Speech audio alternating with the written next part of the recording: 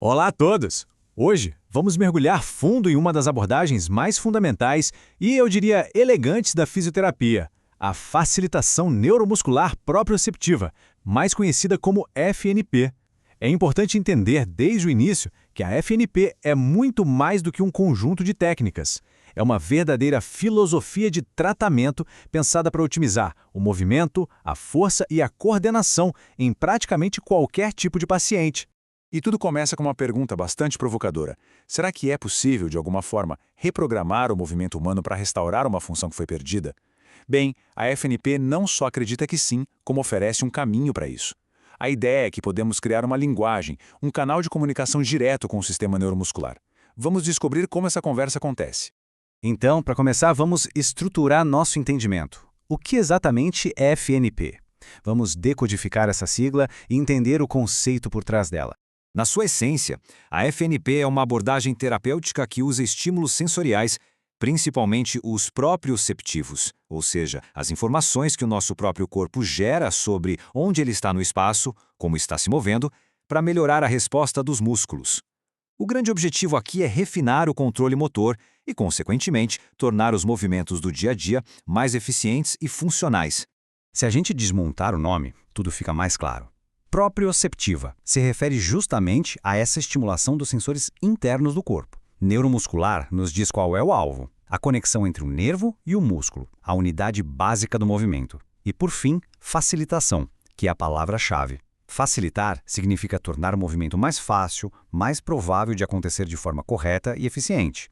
E como isso funciona na prática, lá no nível do sistema nervoso? A FNP é basicamente uma manipulação inteligente de informações sensoriais.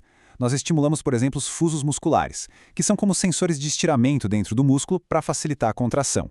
Ao mesmo tempo, ativamos o órgão tendinoso de Golgi, que age como um medidor de tensão e pode nos ajudar a conseguir um relaxamento reflexo. E, claro, os receptores nas articulações, que informam sobre a posição. A mágica acontece na integração de todos esses sinais. Ok, agora que a base teórica está estabelecida, vamos para a parte prática. Quais são as ferramentas que o fisioterapeuta usa para aplicar a FNP? São chamados princípios fundamentais. O primeiro, e talvez um dos mais importantes, é o contato manual. Onde o terapeuta posiciona as mãos não é aleatório. A pressão na pele estimula receptores que ajudam a acordar o músculo que está logo abaixo e, principalmente, a guiar o movimento na direção correta. É como dar uma pista tátil para o cérebro sobre o que ele precisa fazer. É um comando sem palavras. A segunda ferramenta é o comando verbal. E aqui, menos é mais. Os comandos devem ser curtos, claros e no momento exato. A entonação da voz também importa. Um push ou empurre, dado no instante certo, sincronizado com o esforço do paciente, ajuda a recrutar mais fibras musculares e a direcionar a ação de forma muito mais eficaz. E chegamos à ferramenta principal, a resistência. E aqui tem um ponto crucial. A resistência na FNP não é máxima. Ela é ótima, ou seja, adequada. O objetivo não é vencer o paciente, mas sim oferecer uma resistência que permita um movimento fluido e controlado. É essa resistência bem dosada que facilita a contração e promove a irradiação, um fenômeno que a força de músculos mais fortes transborda e ajuda a ativar músculos mais fracos dentro do mesmo padrão. Uma das grandes sacadas da FNP foi perceber que nós não nos movemos em linha reta. Nossos movimentos funcionais do dia a dia são quase sempre diagonais e em espiral. Por isso, a FNP trabalha com padrões que imitam essa realidade, tornando o tratamento muito mais relevante. Vejam que interessante. A gente pode associar cada padrão a uma atividade funcional.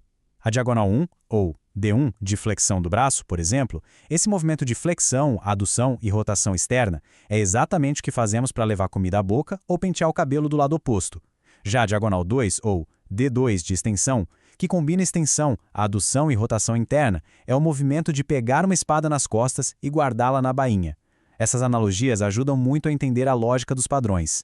E essa mesma lógica se aplica, claro, aos membros inferiores. O padrão D2 de flexão da perna, que envolve dobrar o quadril, abrir e girar para dentro, é a base biomecânica de um chute lateral, por exemplo. Ou seja, ao treinar esses padrões, estamos treinando diretamente para as funções da vida real. Agora que já vimos os princípios dos padrões, vamos ver como eles se juntam para formar as técnicas clínicas. Cada técnica tem um objetivo bem específico. Um excelente exemplo é a iniciação rítmica. Ela é perfeita para pacientes que têm dificuldade em começar um movimento, como acontece muito na doença de Parkinson. A progressão é muito lógica. Primeiro, o terapeuta faz o movimento de forma passiva, para ensinar o padrão ao cérebro do paciente. Depois o movimento se torna ativo assistido, o paciente começa a ajudar. Em seguida, ele faz sozinho, de forma ativa. E por fim, adicionamos uma leve resistência para fortalecer aquele padrão que foi reaprendido. É um passo a passo para a reaprendizagem motora. E para ganhar amplitude de movimento, temos técnicas específicas de relaxamento. Vamos comparar duas que são muito importantes. A técnica manter relaxar, ou hold relax, funciona assim. Levamos a articulação até o limite, pedimos uma contração isométrica, sem movimento, do músculo que está encurtado. Quando o paciente relaxa, a gente consegue ganhar um pouco mais de amplitude passivamente. Já a técnica contrair e relaxar, ou contract relax, é um pouco diferente. Após a contração, que pode ter um componente de rotação, pedimos que o próprio paciente mova ativamente o membro na nova amplitude ganha. Ou seja, além de ganhar amplitude, a gente já fortalece o músculo que vai trabalhar naquele novo arco de movimento. Mas como eu disse, dominar a FNP não é só decorar técnicas. É preciso ter um raciocínio clínico afiado para saber o que usar, quando usar e como usar. E tão importante quanto é saber quais são os erros que não podemos cometer. A gama de aplicações da FNP é enorme. Na neurologia, ela é uma ferramenta de primeira linha para tratar pacientes pós-AVC, com lesão medular, com doença de Parkinson, basicamente qualquer condição que afete o controle motor. E no ortopedia, no pós-operatório, é fantástica para restaurar amplitude, força e principalmente o controle neuromuscular fino que foi perdido. A eficácia do tratamento está nos detalhes. Alguns erros podem comprometer todo o processo. Por exemplo, aplicar resistência demais, o que só gera compensações. Fazer os movimentos com pressa, sem dar tempo para o sistema nervoso processar a informação. Usar comandos verbais que são confusos ou fora de hora.